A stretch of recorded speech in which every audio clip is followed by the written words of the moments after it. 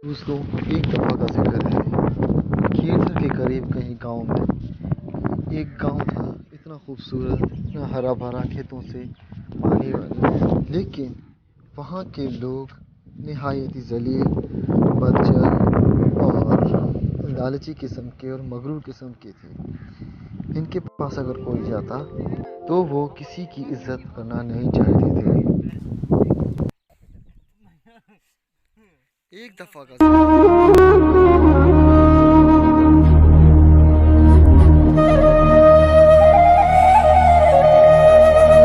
एक बाबा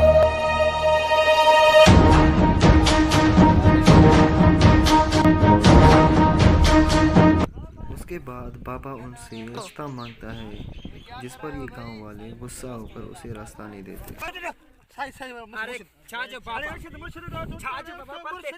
उसको देखकर गांव वाले उस पर बरस पड़ते हैं।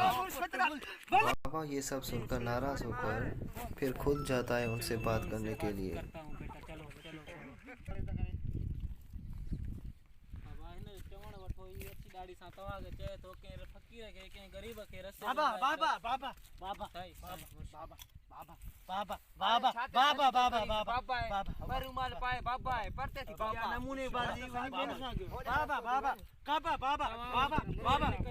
बाबा का कहना न मानकर ये सब बाबा को नाराज कर देते हैं।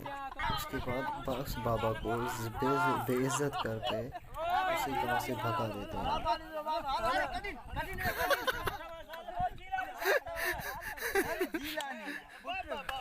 मुझे तो ये नहीं कहिया या ला मुझे मुझ हिते वाली वा भला जे कान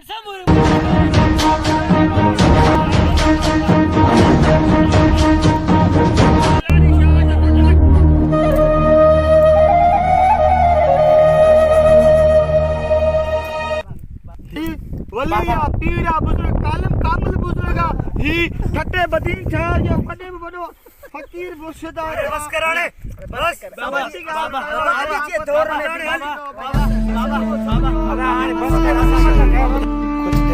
कुछ दिनों के बाद बाबा का कार लगा और सारे गांव वाले तबाह हो गए।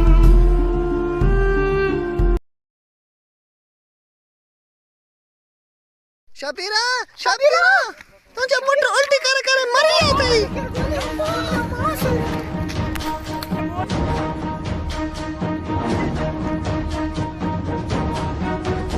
धीरे वो बीमारी उनमें फैलती गई और फिर वो आहिस्ता आहिस्ता होकर गिरते रहे और उनमें से काफी गांव वाले मरते रहे।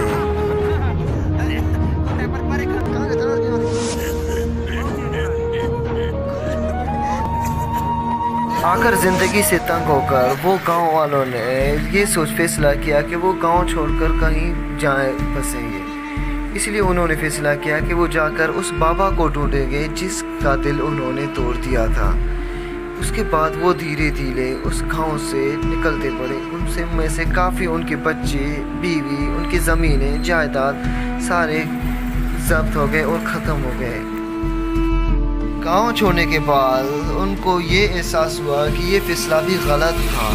उन्होंने बाबा को ढूंढने की बहुत कोशिश की। उनके खाली घर, उनकी ज़मीनें वहीं पर निरालू तबाह हो गई और वो खुद भी धीरे धीरे मरते गए। उनके बच्चे, उनके बीवियां, उनके जायदाद सारे ख़त्म होते गई और वो गांव गिरपट हो गया। ये गांव वाले आहिस्ता आहिस्ता चल बसे।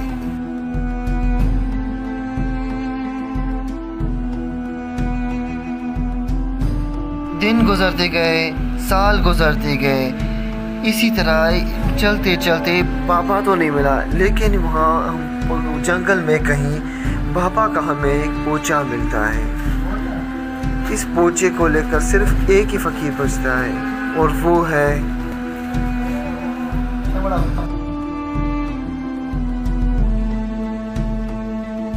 वो ही बचता है जो सबसे ज़्यादा बाबा पर चीखता है और बाबा पर हंसता है। ये बूढ़ा अब इसी तरह उसी बाबा की ज़िंदगी बसर कर रहा है और इसी ही तरह बाबा की तरह एक खुशहाल गांव में रास्ता ढूंढने, मंजिल खोज करने जा रहा है। दोस्तों, यही थी हमारी कहानी। कि आपको भी ये चाहिए कि कोई बाबा, कोई मेहमान आपके यहाँ आ जाए तो उनकी इज़्ज़त किया करें, उनको खाना खिला जाए। अगर मुसाफिर को निराश मत करो, इससे अल्लाह आपसे नाराज़ हो जाता है।